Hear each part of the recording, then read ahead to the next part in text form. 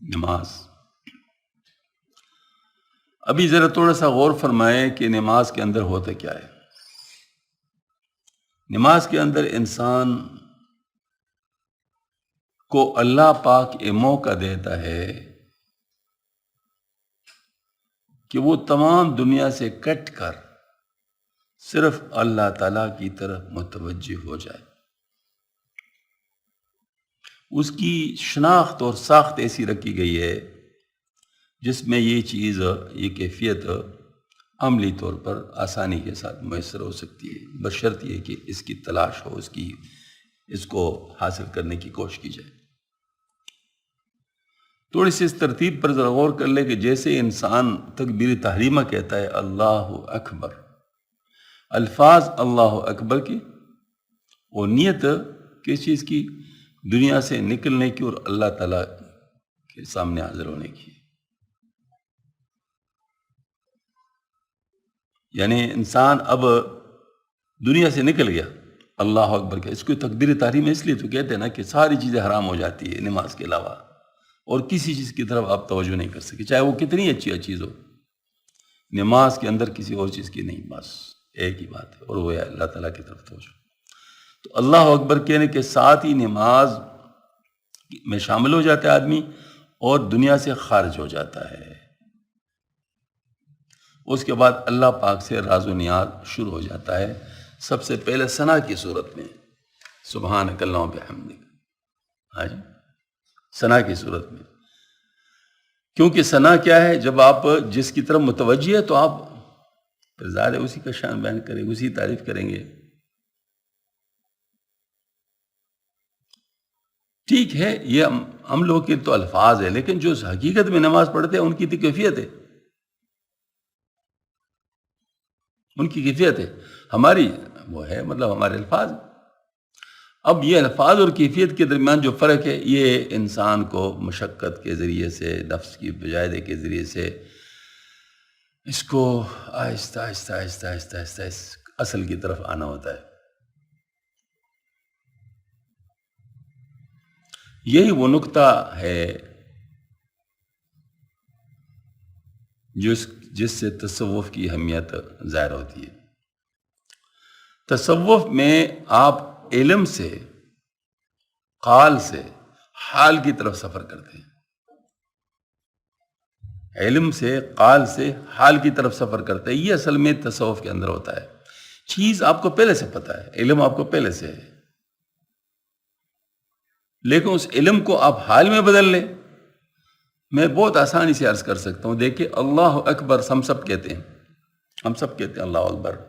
ایک الفاظ کے لحاظ سے اللہ بڑے ہیں، اور ایک حال کے لحاظ سے کہ اللہ کو بڑا سمجھنا ہے. اللہ کو بڑا کہنا اور اللہ کو بڑا سمجھنا، اس میں بہت زیادہ فرق ہے، بہت زیادہ فرق ہے. اگر ایک انسان اللہ کو بڑا سمجھے تو پھر ساری چیزیں اللہ سے چھوٹی ہیں، اللہ کے سامنے اس کی کوئی حیثیت نہیں ہے. یہ عقل کی بات ہے. یہ میں نے ابھی حال کی بات نہیں کی ہے، یہ میں نے عقل کی بات کی ہے کہ جب ہم نے اللہ کو بڑا کہہ دیا تو کہنے کے ساتھ ہم اس بات کے قائل ہو گئے. قائل کا میں نے لفظ یہ ہے، قائل کا مطلب جو کہتا ہے،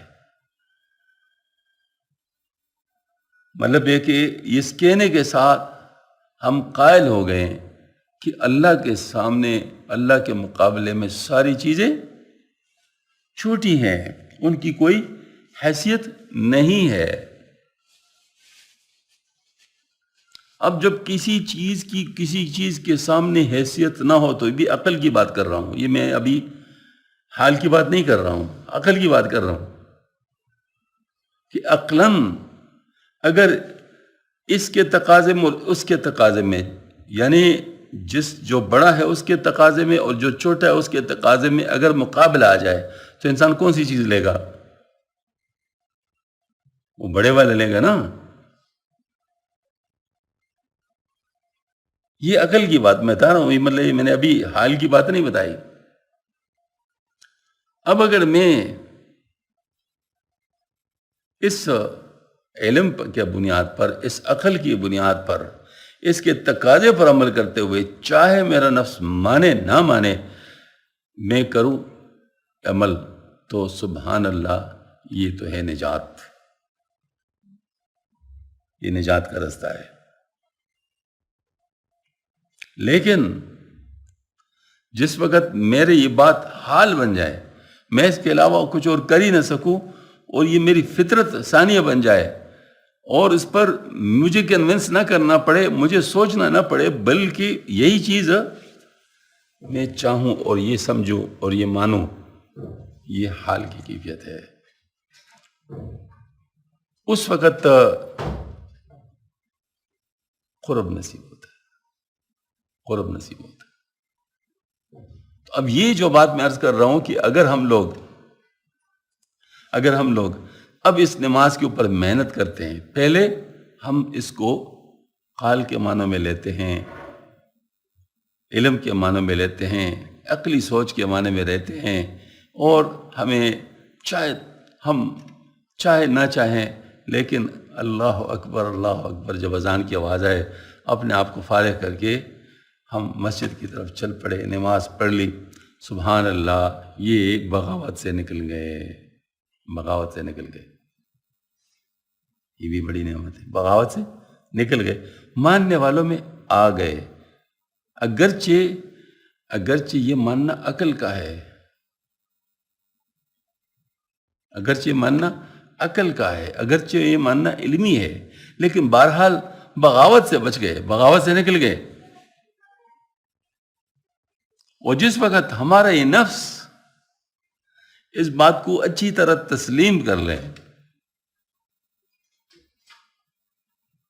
اور ہمارا نفس اس بات کو اچھی طرح مان لے، اس پر مطمئن ہو جائے،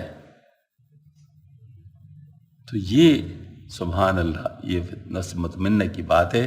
یہ میں نے جس کے یہ قرب کی بات ہوتی ہے، یہ جس کو حاصل ہو جاتا ہے، تو پھر کیا ہے ان کو حکم، ان کے بارے میں، یا ایت النفس المطمئنہ ارجعی الی ربک راضیۃ مرضیہ فادخلی فی عبادی وادخلی جنتی۔ تو یہ بات مطلب اب اس چیز تک آنا، یہ تصوف ہے، اس پہ محنت ہے، ٹھیک ہے، اس پر محنت ہے، یہ وہ تصوف کی محنت ہے۔ مجدد صاحب رحمۃ اللہ اس بات یہ فرمائی ہے، بالکل ایسا ہی، لیکن مجدد صاحب رحمۃ اللہ کہ صرف اس کہنے تک ہی کام کر رہے تھے، صرف اس کہنے پر ہی مطمئن تھے، یا اس کے علاوہ کچھ آگے چل رہے تھے، کچھ کروا رہے تھے؟ یہ سارے مراقبات جو حضرت کرواتے تھے، تجلیات افعالیہ کا اور صفات ثبوتیہ کا، اور پھر اس کے بعد شنویات ذاتیہ کا، اور پھر اس کے بعد جو ہے نا وہ تسلبیہ کا، اور پھر اس کے بعد شان جامع کا، اور پھر اس کے بعد مراقب حدیت کا، مراقب ابدیت کا، اور اس طرح جو ہے نا مطلب ہے کہ اور مراقبات، یعنی جو حقیقت صلاۃ اور حقیقت کعبہ اور حقیقت قرآن، یہ ساری چیزیں جو کرواتے وہ کس لیے کروا رہے تھے؟ اس حال کو حاصل کرنے کے لیے، اس کیفیت کو حاصل کرنے کے لیے، ورنہ علم تو پہلے سے ہے۔ کون مسلمان نہیں جانتا کہ سب کام اللہ کرتے ہیں؟ کیا اس کو مراقبہ کی ضرورت ہوگی؟ علم کے لیے تو نہیں، علم تو سب کو ہے، اس کے لیے مراقبہ کی ضرورت نہیں ہے۔ مراقبے کی ضرورت کس کو ہے؟ اس کو جو اس کو حال بنانا چاہتا ہے، اور ایسا حال بنانا چاہتا ہے کہ اس پر سبحان اللہ مطلب عمل ہو جائے، یعنی عمل کے لیے انسان تیار ہو جائے، عمل کے لیے انسان تیار ہو جائے۔ بس یہی جو ہے نا مطلب ہمیں اگر دیکھیں تو پھر یہ ساری چیزیں ہمیں اب دیکھ لو